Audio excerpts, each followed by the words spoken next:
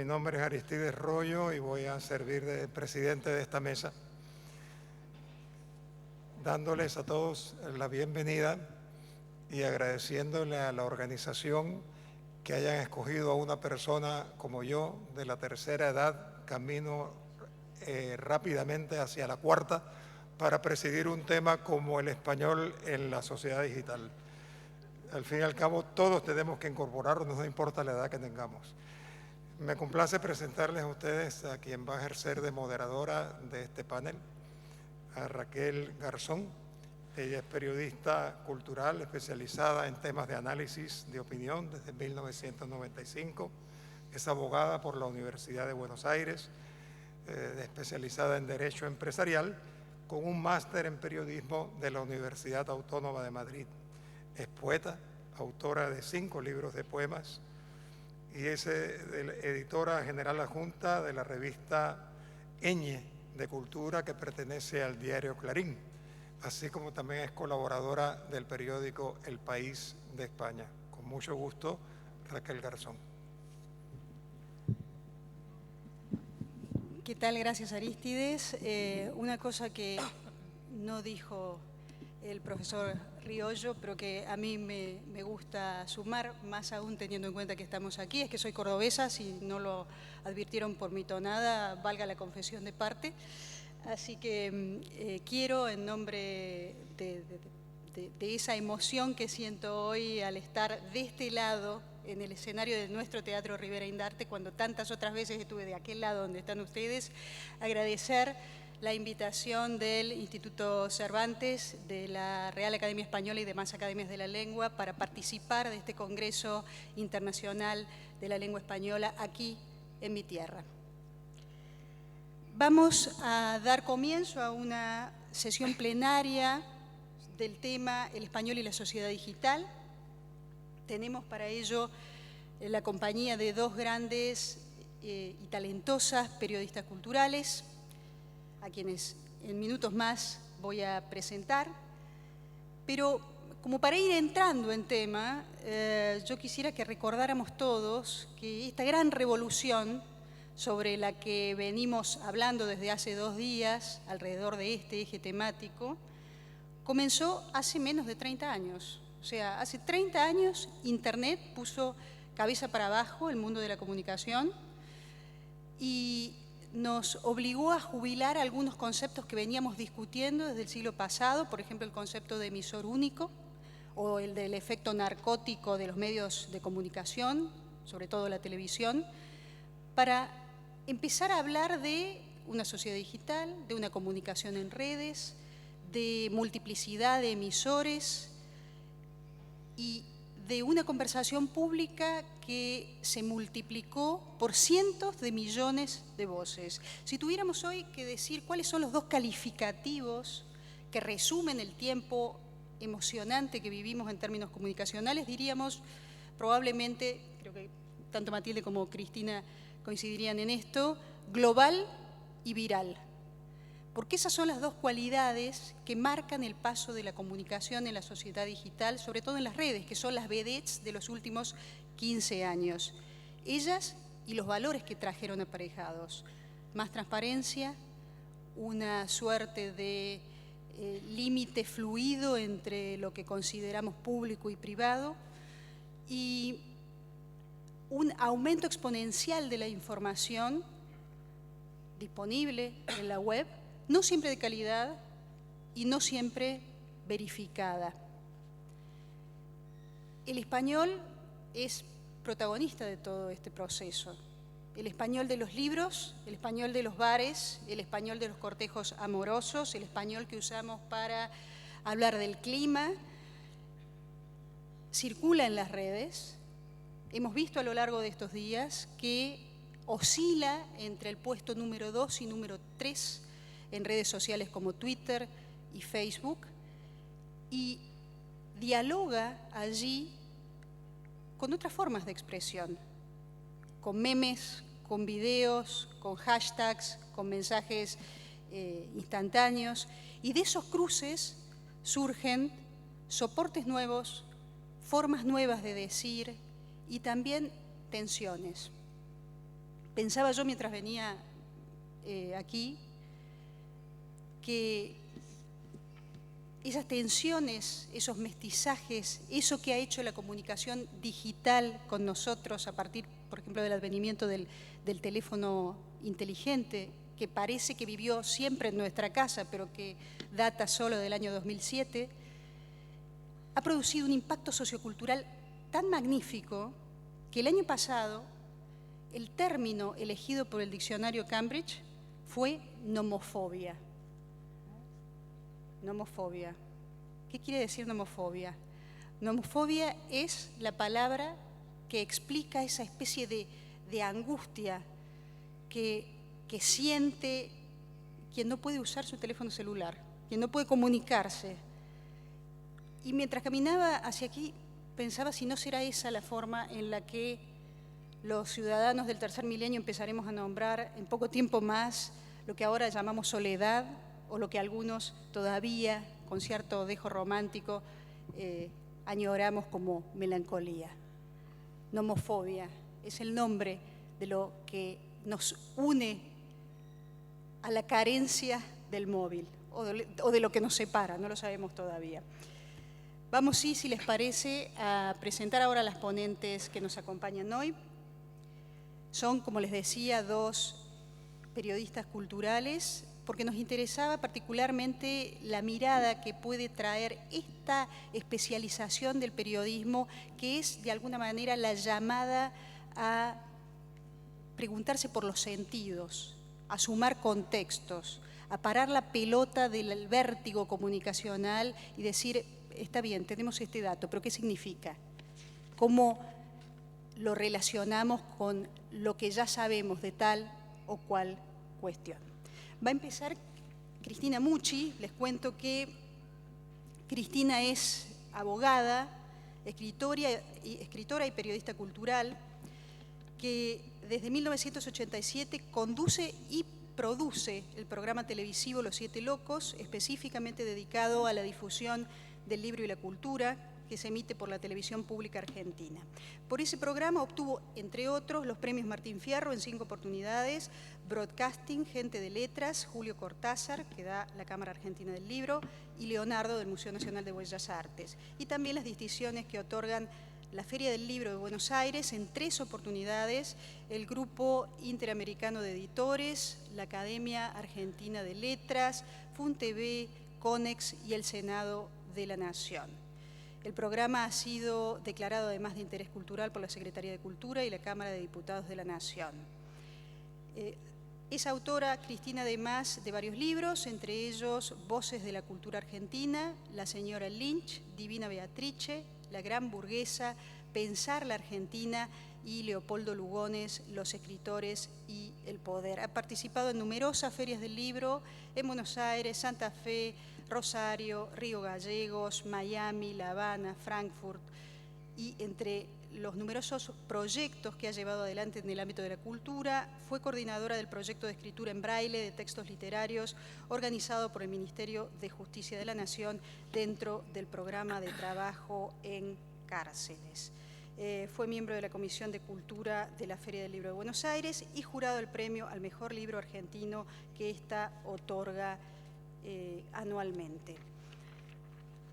Les presento ya para que después simplemente las escuchemos a ambas, también a Matilde Sánchez, nacida en Buenos Aires. Matilde es narradora y periodista cultural desde mediados de los años 80, es autora de las novelas La Ingratitud de 1992, El Doc de 1993, primera finalista del Premio Planeta con esta novela, El Desperdicio del año 2007, Los Daños Materiales de 2011.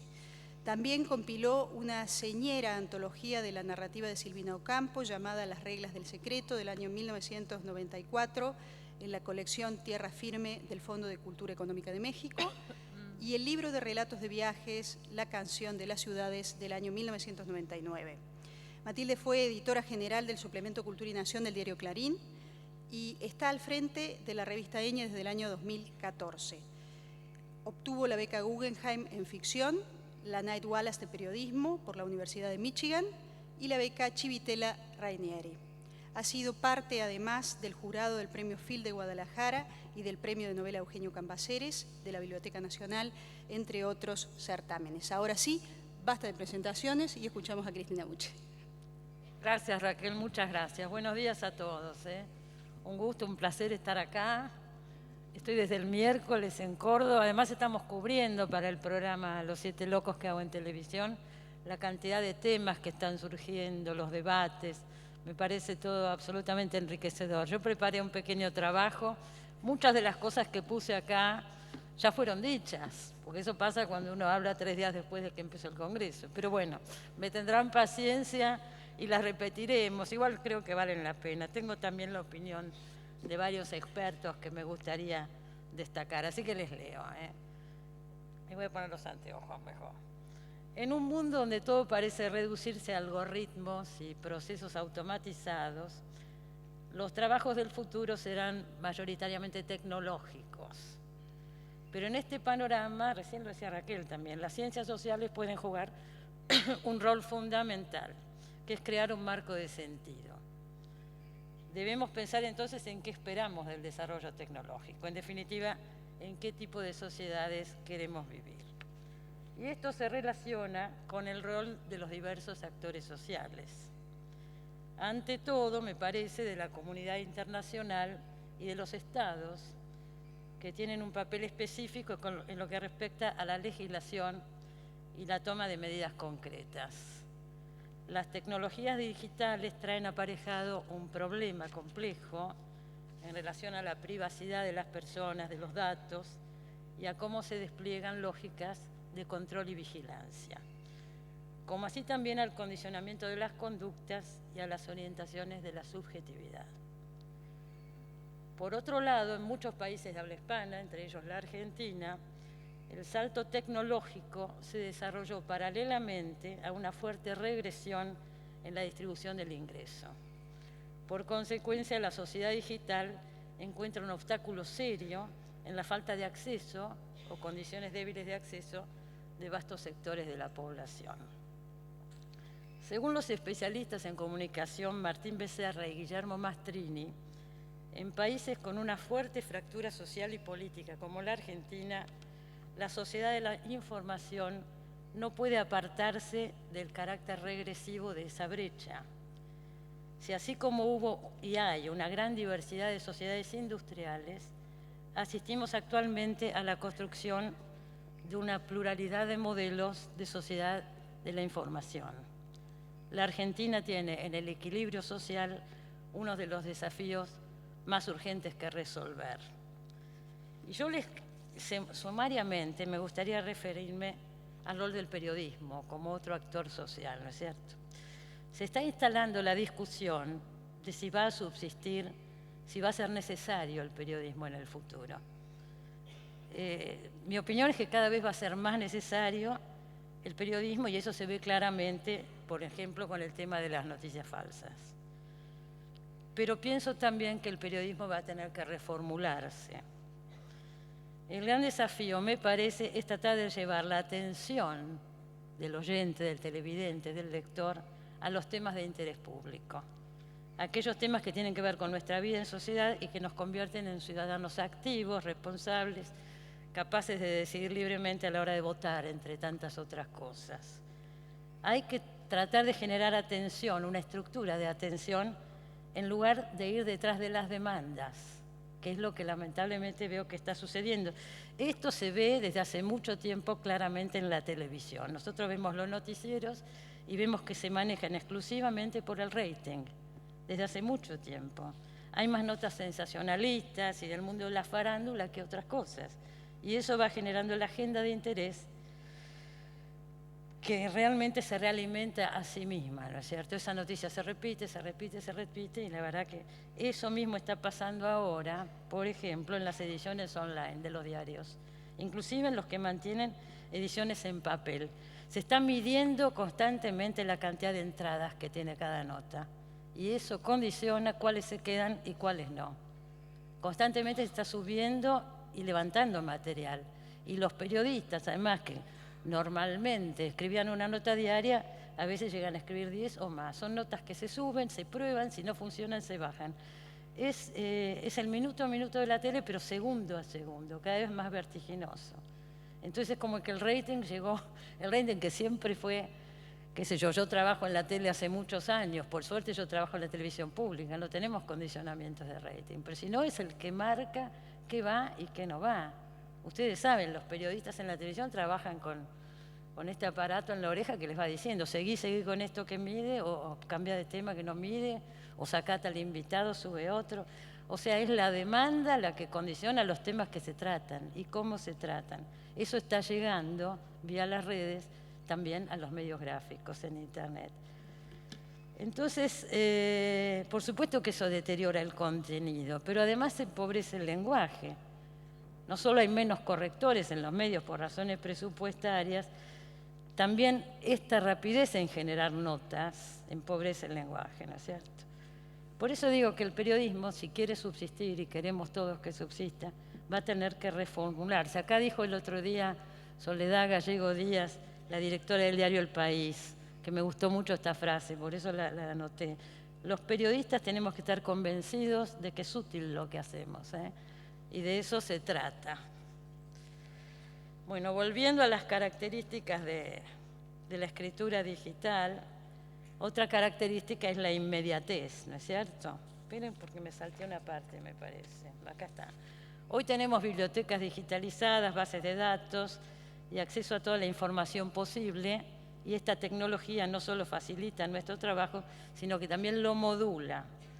Los textos digitales, como tantas veces se ha dicho, incluyen imágenes, sonidos, hipervínculos, y eso cambia radicalmente las maneras de escribir y de leer. El español es una de las lenguas más utilizadas en Facebook y Twitter, y una gran parte de la comunicación entre personas fluye a través de estas vías. Las nuevas palabras que van surgiendo llenan espacios vacíos, la necesidad de nombrar algo que antes no existía, y de esta forma las redes impactan en el lenguaje y traen cambios en la forma en que se instrumenta el idioma y lo fuerzan a actualizarse. La inmediatez en el acto de la escritura y la lectura permite el texto compartido en forma instantánea. Esto implica que hay una demanda de respuesta que debe ser ante todo veloz y precisa, y hace que el mensaje sea lo más acotado posible. Por eso también se apela a los dibujos, las abreviaciones, que se asemejan más a la comunicación oral. Como somos periodistas de cultura, les quería decir también que estamos en una época donde se lee y se escribe más que en ninguna otra, pero no estamos hablando de libros, estamos hablando de pantallas. El panorama de la lectura y la escritura está cambiando, pero tal vez no tan rápidamente como se hubiera pensado en un principio. Se habló de la desaparición del libro, y aunque las estadísticas varían, hay certeza de que el proceso de sustitución de formatos en la industria editorial está tomando mucho más tiempo que en el cine o en la música, por ejemplo. Estuve leyendo un texto de la especialista francesa Françoise Benamou, autora del libro En la era digital. Y ella opina que la mayoría de los títulos saldrán primero en versión digital y solo los que generen un interés especial saltarán al papel. Se trata de una revolución industrial y cognitiva, dice, de la que no todos saldrán indemnes. Algunos actores de la cadena del libro desaparecerán. Tal vez haya que esperar para esto una generación completa, ¿no?, de nativos digitales, pero me parece que el cambio es inevitable, y a partir de allí los saberes y los imaginarios ya no se organizan en torno a un eje letrado. El libro deja de ser el único foco ordenador del conocimiento y la lectura se va hibridando. Aparecen formas de leer más ligadas a lo interactivo y lo social. Y además leer dejaría de ser lo que la caracteriza plenamente a la lectura de libros, pienso yo, que es una acción privada, introspectiva, solitaria, y se convierte en un acto público y compartido. No sé, habrá géneros literarios que tal vez desaparezcan, no sabemos, y tampoco sabemos qué géneros vendrán. Hay una especialista en educación que se llama Roxana Morduchovics, que escribió el libro Los adolescentes del siglo XXI, basado en las conclusiones de una encuesta sobre consumos culturales del Ministerio de Educación. Y dice que los libros son los únicos bienes culturales que los chicos consideran viejos, posiblemente por su lectura lineal y en blanco y negro. Para los adolescentes, dice Morduchovic, los libros hoy solo están asociados con la escuela. Hablamos de una generación multimedia, no por la variedad de medios y tecnologías de los que disponen, sino porque las usan al mismo tiempo. Mientras ven televisión, hablan por celular, navegan por internet, escuchan música y hacen la tarea. Para esta generación el zapping no es una actitud frente al televisor como hacemos los adultos con el control remoto, sino ante la vida. Hacen zapping permanentemente. Abren ventanas sin cerrar las anteriores, los medios se superponen. Tienen una manera de aprender, de leer, de concebir el mundo diferente. Es probable que esta dispersión genere un tipo de lectura más superficial, dispersa o distraída.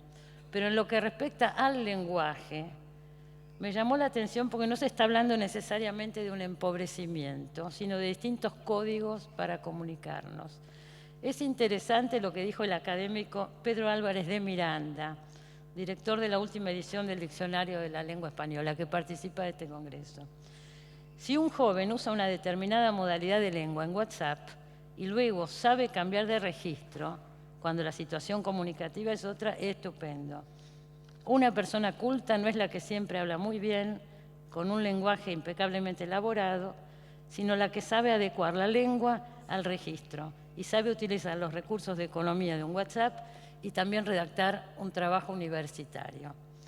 Aparentemente, entonces, aquellos jóvenes que tengan acceso a una educación de calidad reconocerían el contexto comunicacional y utilizarían estilos diferentes según corresponda.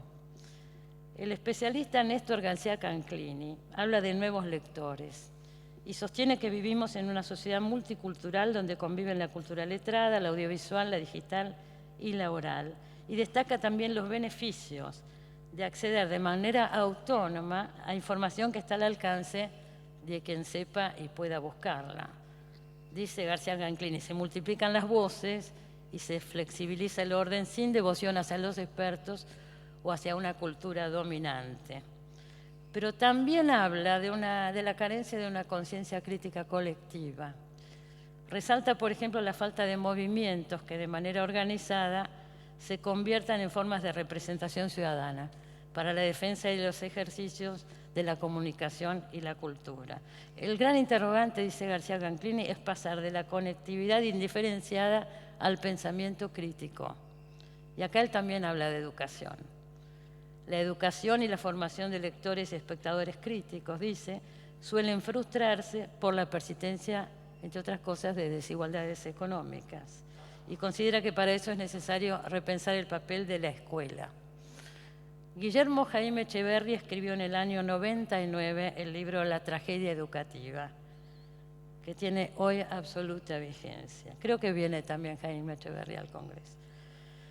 Y dice Guillermo Jaime, posiblemente sea la escuela el ámbito institucional en el que la sociedad debería volver a depositar hoy más que nunca la custodia de los rasgos definitorios de lo humano. La enseñanza se ha ido convirtiendo de manera insensible en un espectáculo, agrega Jaime Echeverri. El desafío entonces es incorporar la sociedad digital desde la educación y no desde el espectáculo. La educación en valores democráticos, la educación como un derecho que nos corresponde como partes integrantes de una historia a la que pertenecemos.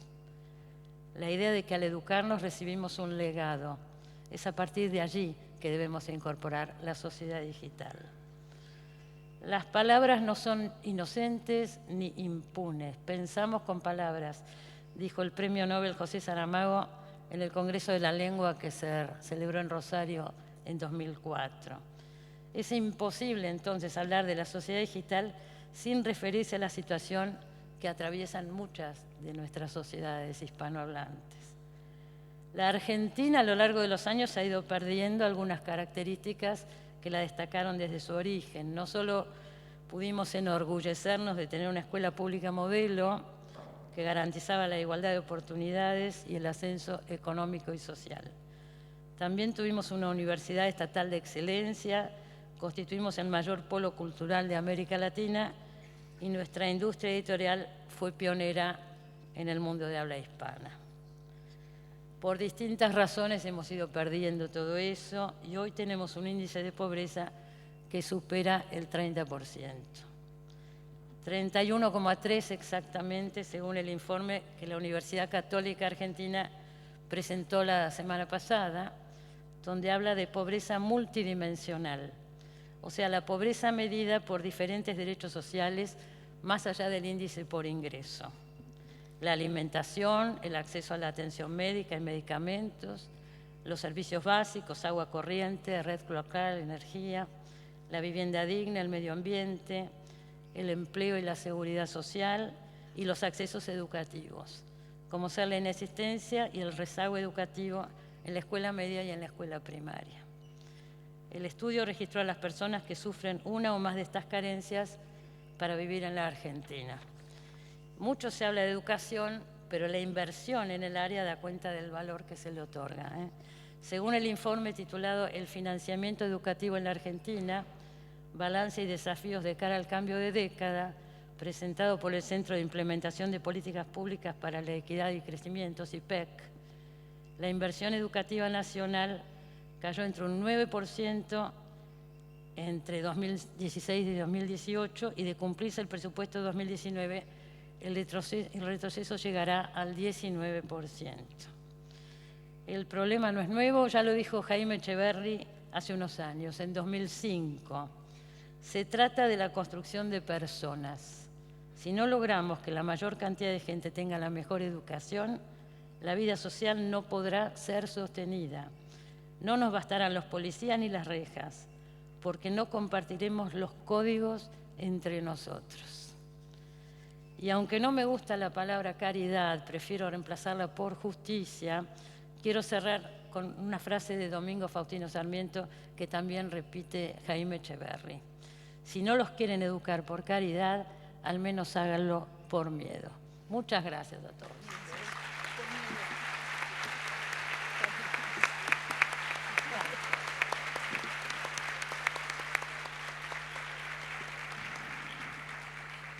Gracias, Cristina, por tu ponencia y por tu respeto al tiempo. Yo tenía miedo de pasar. Pautado. No, vamos bien, vamos bien. Bueno. Matilde, tu turno ahora. Bueno, muchísimas gracias por acompañarnos aquí y a los organizadores por haber armado esta mesa. Me interesó mucho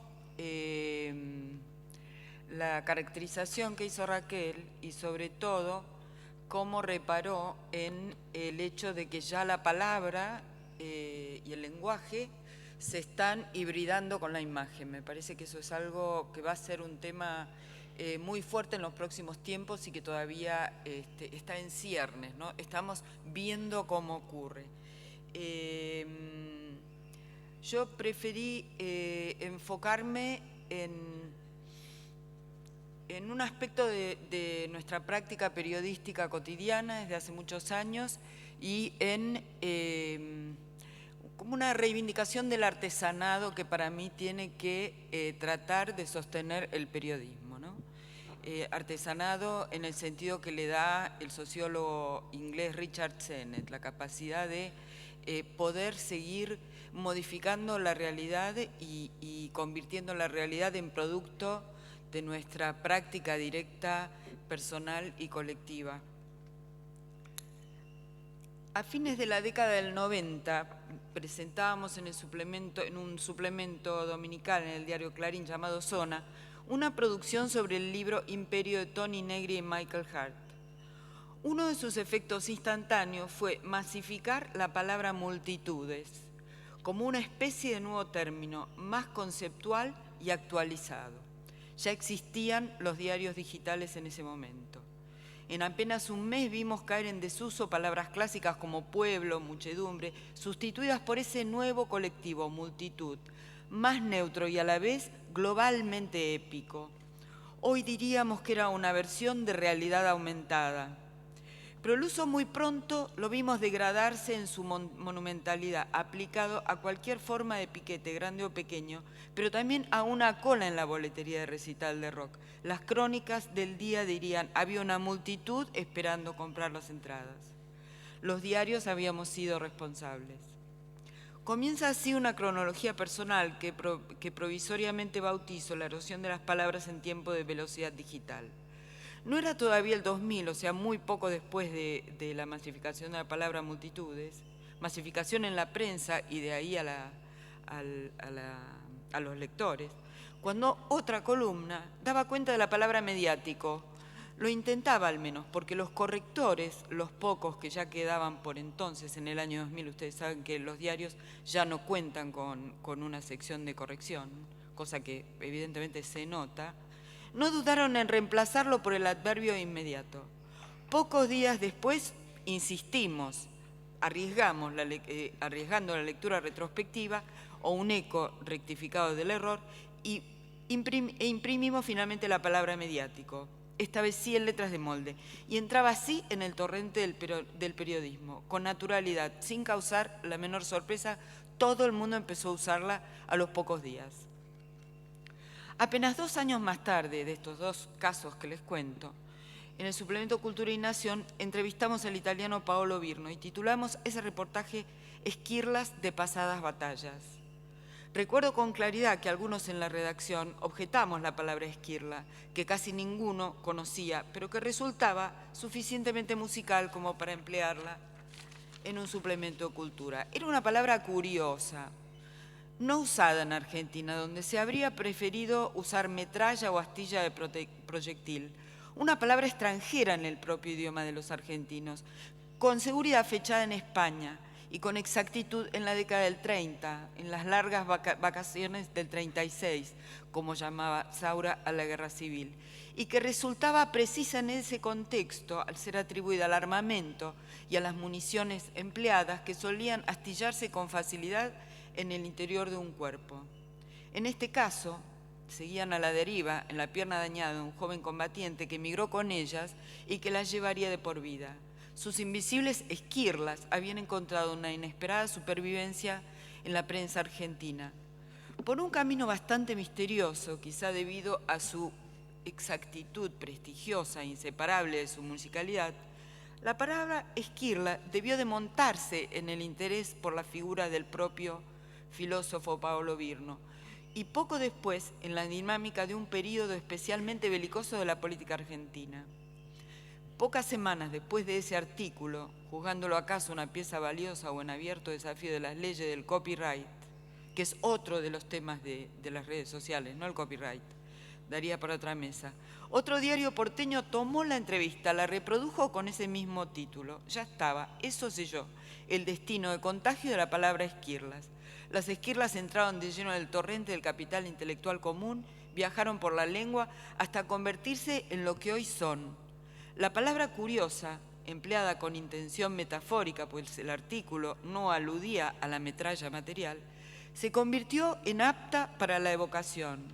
Su extrañeza le había agregado algo. En efecto, si uno entra hoy esa palabra en el buscador, la encontrará en miles de páginas, pero nunca llegará al artículo original. No estoy proponiéndoles patentar la palabra esquirla, pero me resulta revelador que hoy se la emplee como sinónimo de añico, astilla, fragmento punzante de vidrio o incluso fragmento de terracota. Lo más sorprendente es que desde hace 3 años da nombre a un videojuego colombiano que tiene como protagonista a Pablo Escobar, con el trasfondo de la historia violenta de la ciudad de Medellín, esquirlas de 8 bits. Los 8 bits aluden a las balas que se llaman RIP, que no significa Riquescat in pace, ¿no? Descansa en paz, sino en inglés proyectil radicalmente invasivo, lo que convierte esas municiones, las llamadas balas RIP, que son reales, o sea, el videojuego las toma de la realidad. Cada una se desprende, les decía, son las más mortíferas, porque se desprenden 8 esquirlas o subbalas, cada una con su propia trayectoria. Esos proyectiles no existían desde luego en tiempos de ese artículo original que nombraba las esquirlas. A través de un contenido digital en un soporte electrónico, un videojuego, esa palabra propia de la España de los años 30 conectó con las generaciones más jóvenes y sus pantallas, y se hibridó con el inglés y con la unidad mínima de información. La esquirla se había convertido en un bit.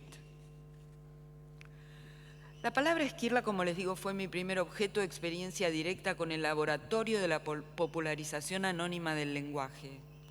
Así pude seguir en tiempo real, desde el diario, el modo en que otras palabras se van convirtiendo en términos de uso habitual y se erosionan muy rápido al rodar en las redes sociales y quedar reducidas en poco tiempo a clichés de uso, perdía toda su aura. La viralidad, que mencionaba Raquel, primero global, luego viral, tomaría una dinámica acelerada literalmente inimaginable. Ayer pensaba yo en la palabra fama, ¿no? Pensemos en que antes del 63, posterior al 63, Julio Cortázar crea la historia de Cronopios y de Famas, ¿no? Todo lo que representan esos famas de Cortázar en los 60 y cómo ahora esa palabra se vuelve a usar y con qué otro sentido. Les voy a contar, por si no saben, es como un clásico en el periodismo, el experimento de audiencias que hizo el sitio BuzzFeed, que convirtió la palabra sandía en una de las más repetidas en los Estados Unidos durante menos de una hora. En 2016, el sitio BuzzFeed, que es un portal creado fundado por el fundador también del Huffington Post, ese diario de diarios, ¿no? Ese agregador de diarios. Y su asociado Facebook Live subieron una experiencia en vivo en la que 2 asistentes vestidos con guardapolvos de falsos científicos calzaban más de 600 banditas elásticas en el centro de una sandía, marcándole una especie de cintura, digamos, durante 45 minutos para verla estallar en vivo. En el último minuto del video, la sandía estallaba, fin del video y de la pseudonoticia. Sus creadores explicarían más tarde que solo se proponían mensurar la cantidad de público que podía constituirse simultáneamente en una red social sin que ésta colapsara. O sea, piensen en las audiencias de hoy. Este fue un experimento de hace 3 años nada más. De hecho, Facebook casi se rompe. La experiencia fue seguida por 800.000 usuarios en su momento pico, usuarios de todo el mundo. Hasta entonces era la mayor audiencia de streaming de una red social en la historia. En 2012 ya se había hecho la experiencia de la sandía, pero solo de 4 minutos. En pocos días había sido seguida por 12 millones de usuarios, pero nunca se habían podido reunir en simultáneo 800.000. ¿Me explico? Pocas semanas después, el video de BuzzFeed acumulaba 5 millones de espectadores y 300.000 comentarios. Aunque, como les digo, Facebook peligró, lograron sostener el sistema.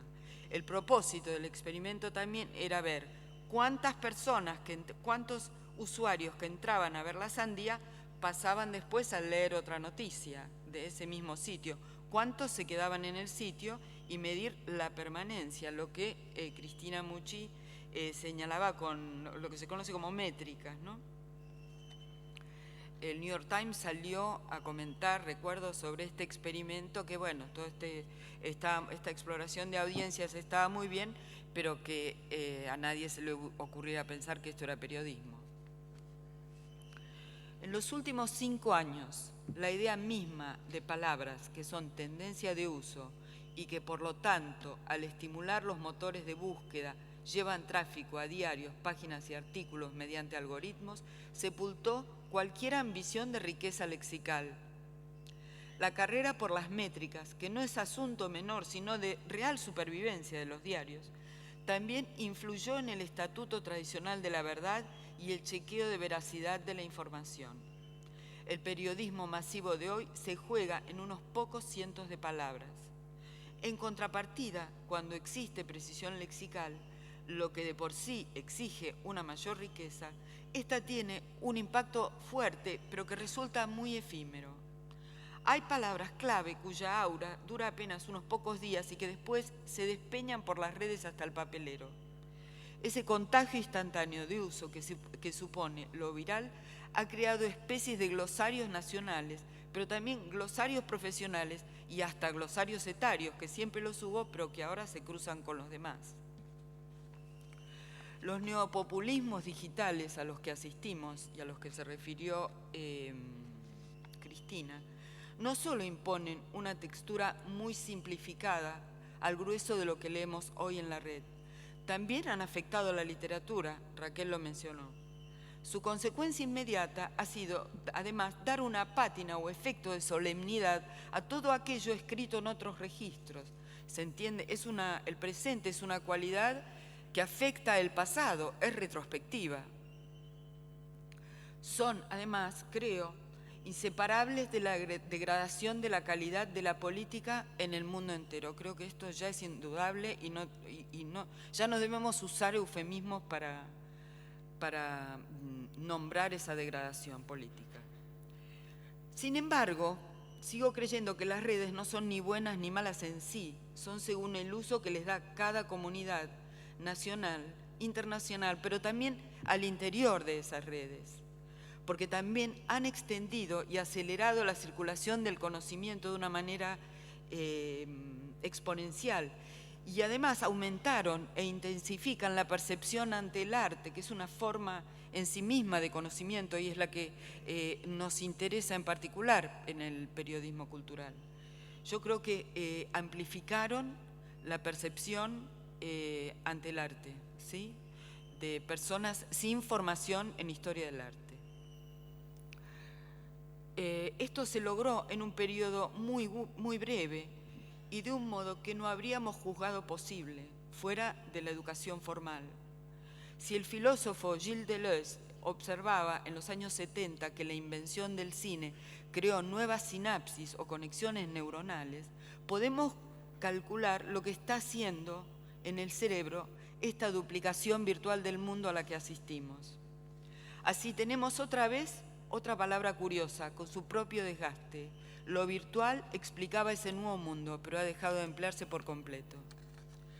Todavía es temprano para saber qué consecuencias de larga duración tendrán los algoritmos en nuestra memoria y en el castellano, en el que la hibridación con el inglés parece ya irresistible.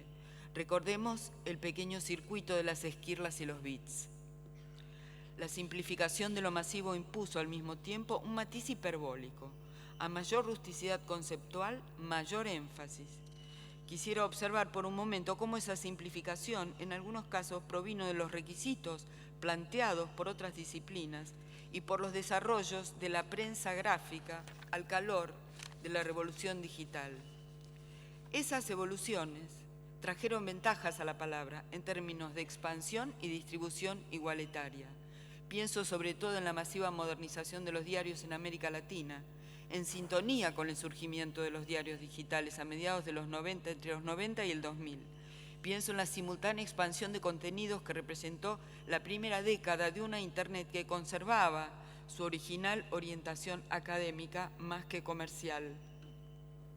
Pero muy pronto ejercieron estos nuevos desarrollos de la prensa gráfica una sumisión difícil de resistir para los editores. A mediados de los 90 comienza lo que se llamaban las redacciones, la dictadura de la diagramación. Los diarios empezaron a ser rediseñados con cajas más pequeñas, con columnas más angostas para seguir a un lector cada vez más seducido por la gratuidad de los diarios digitales y a la vez más apremiado por la presión electrónica y su velocidad. No creo que ese lector fuera cada vez más renuente a leer textos extensos por sí mismo, sino que fue paulatinamente deshabituado, reformateada su atención a los diarios digitales. Y elijo esta palabra conciencia, reformateado en los parámetros básicos de sus capacidades ilustradas. La prensa nunca volvió a ser la de antes, desde entonces. En el área de cultura, tradicionalmente alerta a los matices y a lo que uno imaginaría más sensible a los grados de consagración, la modernización del diseño, junto con la expansión de los diarios digitales, como mencionaba, significó una pérdida en la capacidad valorativa y en la caída del discurso crítico. Las cajas pequeñas de los años 90 y de los primeros años del nuevo milenio profundizaron una adjetivación muy estereotipada, a cambio de la nutrida panoplia que en comparación se dedicaba a establecer matices o rangos de estima. Vimos surgir el imperio del adjetivo gran, porque no había otro que entrara en esas pequeñas cajas. Pero estas cajas, como decía, que desagregaron los textos en pequeñas piezas o recuadros, dificultaron y empobrecieron las cadenas argumentales que requiere el discurso crítico. Aquellos, sin embargo, que recuerdo, nos señalaba alguna vez Beatriz Sarlo en un programa televisivo que hicimos con Alan Pauls. El sin embargo siempre es empleado como introductor de una duda fértil, una duda que es divisa y a la vez jactancia intelectual, porque hace revisar lo que se acaba de decir. Uno enuncia algo y dice, sin embargo, tiene que leer para atrás. Por momentos, el ejercicio de la edición hoy lleva a pensar que esas capacidades y el discurso crítico tardarán en ser rehabilitadas si es que se logra. Yo misma me encuentro cada día encargando y tratando de imaginar anclajes visuales breves para que el lector se sienta ya no invitado, sino al menos no amedrentado por las piezas largas. Por último, la empresa Adobe hizo una reciente, me parece que me quedan unos minutos, ¿no? La empresa Adobe hizo una reciente encuesta en el Reino Unido que marca los consumos en la red y la inserción de la vida digital en la vida real. Los millennials, por ejemplo, en nuestro país seguramente es menos. No sé cuál es la última encuesta, pero seguimos con 2 años de diferencia a lo que pasa en Estados Unidos y Gran Bretaña, ¿no? O sea que es un indicativo. Los millennials ya pasan un promedio de 8 horas y media por día leyendo, viendo o intercambiando contenidos digitales. Están por encima del promedio general, que es de 6,9 horas por día, pero por debajo de la generación X, de la generación Z, que pasa 10 horas y media diarias de intercambios y consumos en la red. La buena noticia es que la esfera digital pronto dejará de estar atada al móvil y se extenderá a otras superficies, mucho más hibridada con los elementos de la vida real cotidiana. Se imagina pantalla en las paredes de una casa, no ya en un dispositivo en la palma de una mano. La verdadera paradoja es que todas esas horas expuestos a la lectocomprensión, porque no sabemos qué proporción de esos consumos consiste en imágenes puras sin texto, no hayan preparado a las audiencias para la lectura intensiva en soporte gráfico, sino todo lo contrario. Tampoco han preparado a las audiencias para pagar por diarios digitales de calidad profesional, ni tampoco para leer novelas en una tableta, a juzgar por el rápido techo del 12% que encontró el libro electrónico en los Estados Unidos, por ejemplo, que es donde tiene el promedio más alto. Ya es indudable la creciente distancia con lo que tradicionalmente consideramos texto. Todos asistimos a los pocos lectores que tienen algunos materiales excepcionales que comparten la red con las aldías en el clímax de la explosión, pero también subtextos periodísticos que obtienen una audiencia muy numerosa. Sabemos que gran parte de esto obedece a un factor externo sistematizado y poderoso, al titulado y al modo en que funcionan los buscadores. Hoy día estos han creado ya su propia nomenclatura, es lo que decía Cristina Mucci, y hasta un género periodístico, las agencias de artículos SEO, que significa optimizadores de motores de búsqueda. Google, que hoy es el amo de nuestra atención lúcida y nuestro bibliotecario de facto, quien dice bibliotecario dice censor, muestra títulos y etiquetas que no exceden los 50 o 60 caracteres. Si uno mantiene los títulos por debajo de los 60 caracteres, tiene muchas más chances de que el título aparezca completo y no cortado en una versión ininteligible o equivocada. Por otra parte, esto no exige solamente un límite de caracteres precisos. Volvemos entonces a la caja pequeña del rediseño de los años 90. Ya termino. Vale la pena recordar que los editores y periodistas ya nos estamos manejando más allá de las palabras, con fracciones de sentido, con el valor de cada letra en el espacio. Por ejemplo, las letras I y L ocupan menos espacio que la M o la W, que es la letra más ancha y afortunadamente poco recurrente en nuestro idioma. Y no debemos olvidar que Google en verdad no usa letras ni caracteres, sino una caja total de unos 600 píxeles. En suma, palabras y letras ya tienen una dimensión de imagen. ¿Podemos seguir hablando de leer en estos casos o nos está faltando otro neologismo que dé cuenta de la transformación de la palabra en emoji o pictograma? Gracias.